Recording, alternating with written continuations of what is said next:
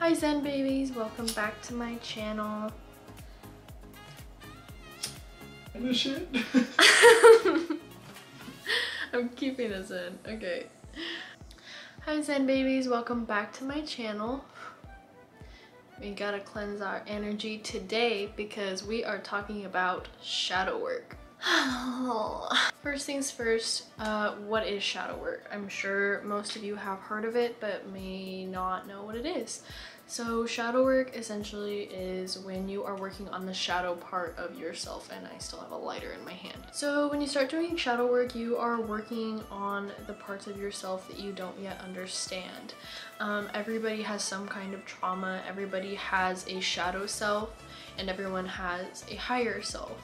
So you right now is kind of a mixture of both, and one of the main key parts of spirituality and witchcraft is working on the shadow part of yourself and healing your childhood traumas and your inner child so that you can reach your higher self and later reaching enlightenment. So the biggest idea of shadow work is that you want to bring your shadow self into the light so that you can work on it. So shadow work is very painful and very difficult to work through. Again, it is working on traumas, and no matter how bad or difficult or little or small your trauma is, everybody has some kind of thing that they need to work on.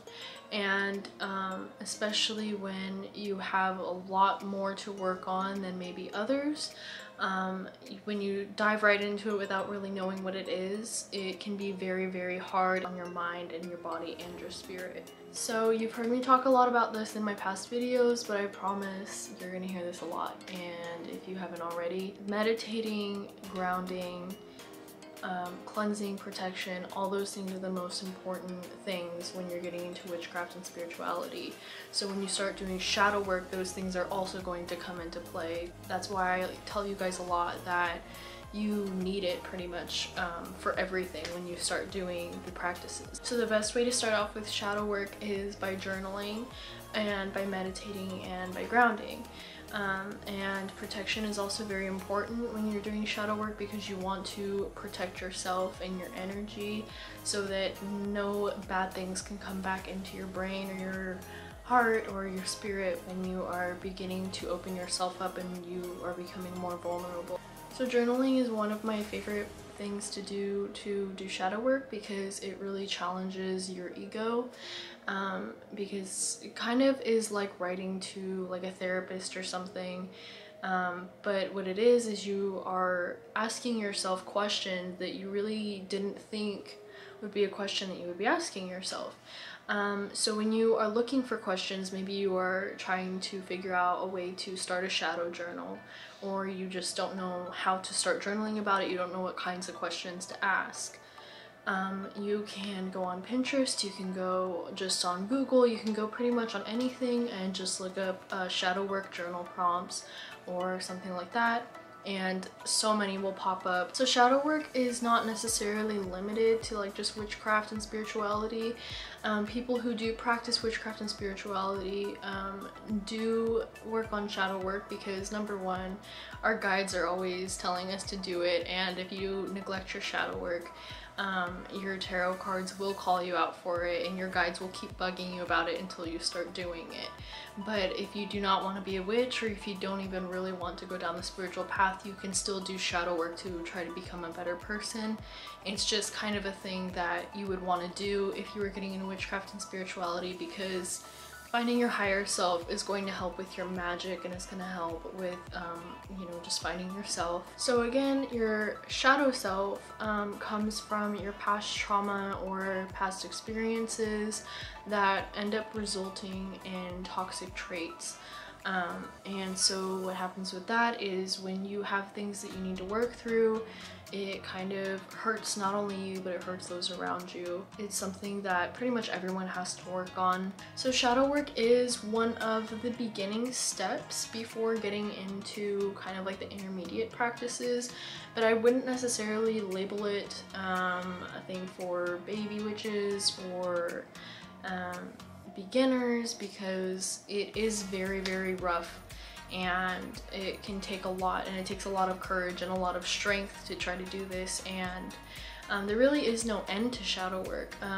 You can start it, but there really is no end to it. You just kind of have to continue to learn how to try to be your higher self, and you have to continue to work through your traumas, because you aren't going to be able to just get rid of them in a week or a month or a couple years. They're gonna be there pretty much your whole life, and you may even have more experiences come up that you're gonna have to work on.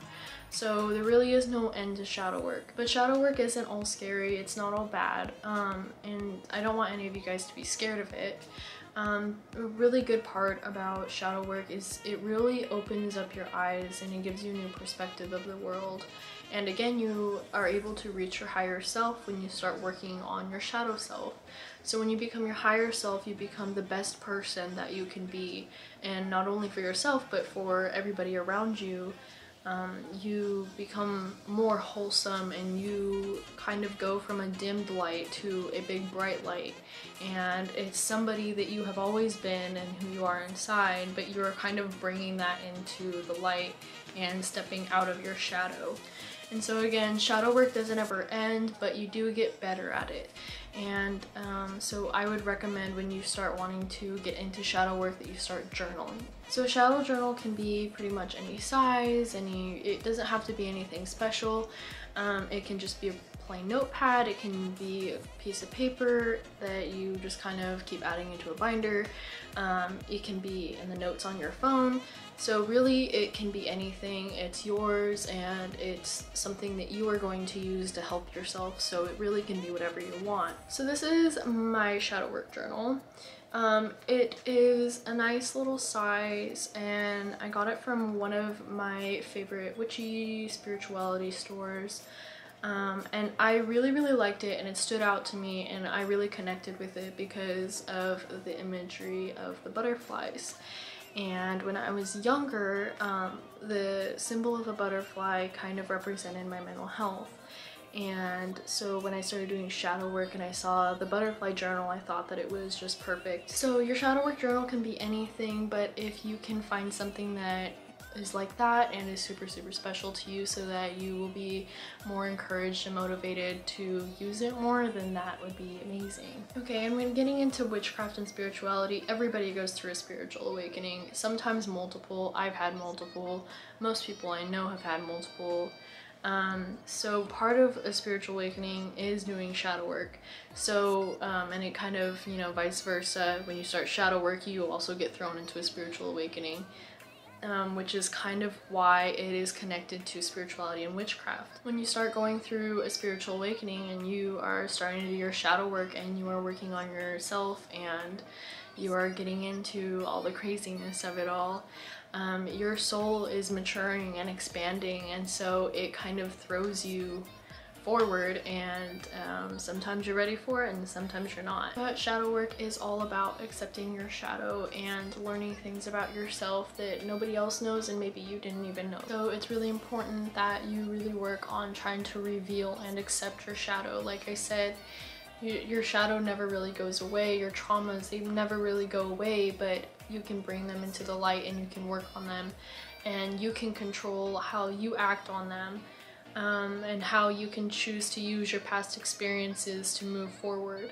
It's also really important that you guys don't try to pull your shadow out all at once, because, you know, you can't tackle that all together. It is something that you have to do throughout your lifetime, that you have to keep working at and keep working at. And maybe, you know, you get really good at it, but it never really goes away. But if you try to pull it out at once, again, it's going to be very dangerous for you. If you don't necessarily know much about shadow work and you just dive into it, especially if you're a beginner, it can be very hard on your mental health. So it is important for beginners to do shadow work before starting any kind of spell work or anything like that. But I am telling you, with all the love in my heart, make sure you do your research on shadow work first before you just, you know, dive into it, because If you're not ready for it, then it's going to be very, very hard on you, and it might not work for you if you try to go into it too quickly. One of the biggest ways that shadow work is going to help you is that once you start learning your triggers and you start learning how to react, and you learn coping skills, and you start learning things about yourself that you didn't really know was there, you are able to lessen your triggers, and you are able to make it easier not only on yourself but everyone around you. When you start doing magic, and when you start doing spell work, and when you start getting into all of that, it's going to be so much easier for you to control your energy and do your spell work, and it's going to be easier for you to meditate because you're not going to have all these dark and twisty things in the back of your head. So shadow work is very, very important, and I know that this video wasn't very fun today, but I will be coming out with more. Just remember that it is very, very important, and that you guys can do it, and that it is very, very essential. And you guys are great and amazing, and I will talk to you guys soon.